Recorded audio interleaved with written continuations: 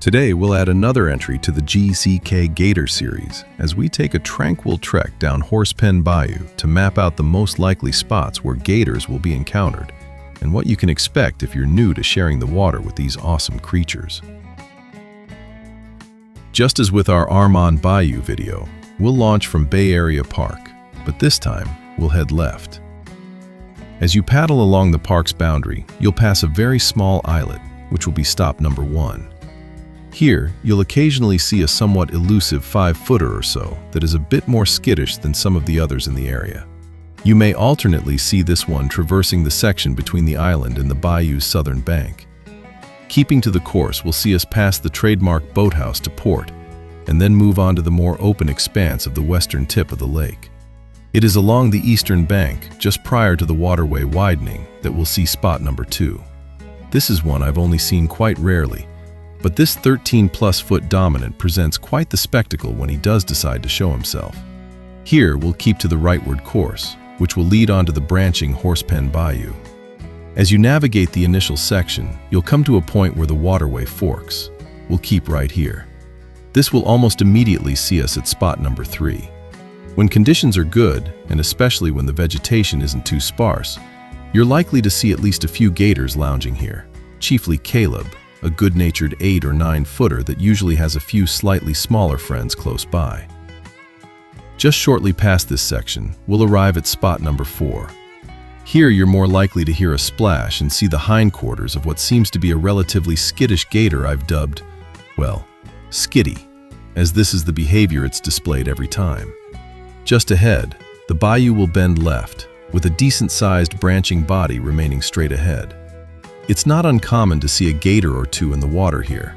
However, it's not consistent enough to consider a numbered stop.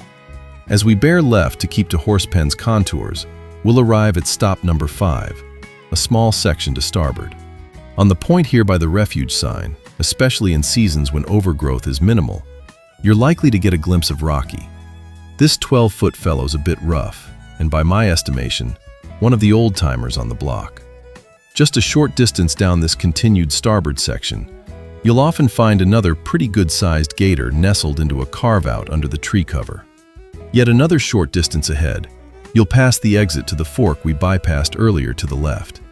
Immediately past this inlet, we'll arrive at stop number 6 to port. Here you'll often see a gator duo perched on the bank.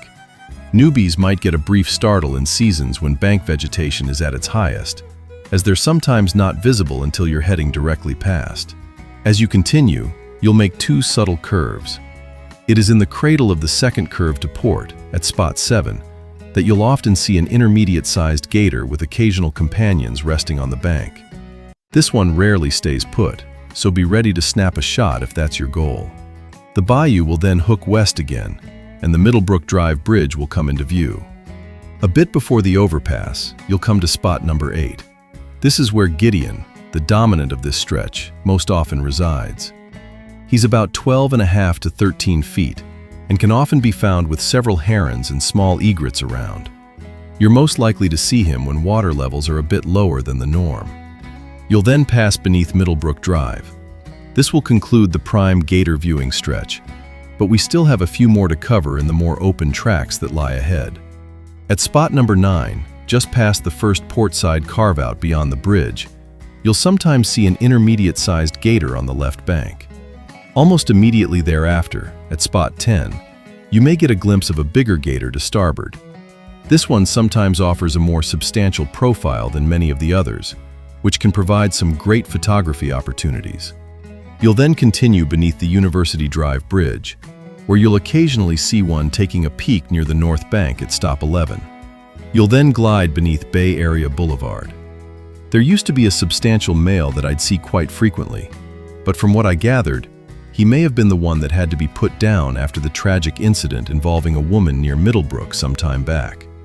I could be wrong, but I haven't seen him since. The rest of this route will lead on for several more miles before concluding at Space Center Boulevard. You'll occasionally see scattered smaller gators throughout, but nothing consistent enough to be noteworthy. With the exception of a dominant I've encountered only a handful of times along the stretch that runs beside the Bay Oaks Golf Course at spot 12. This will conclude the Gator review on Horsepen Bayou. Now for a quick review of alligator etiquette for paddlers. Alligators are a normal part of paddling along the Gulf Coast. In nearly every case, they'll avoid you if you give them the chance. Respect their space, keep your distance when possible, and take basic common sense precautions that will avoid creating nuisance gators. Learn how to identify nests and avoid them. When close proximity is required by the route, remain calm and paddle past without blocking their path. Don't panic if one slides or even thrashes into the water nearby, as this is common behavior. Just give them the right of way. If you're still understandably apprehensive about your first solo paddle in gator-rich waterways, see if a trusted, experienced paddler can accompany you on the initial run. Stay calm and paddle on.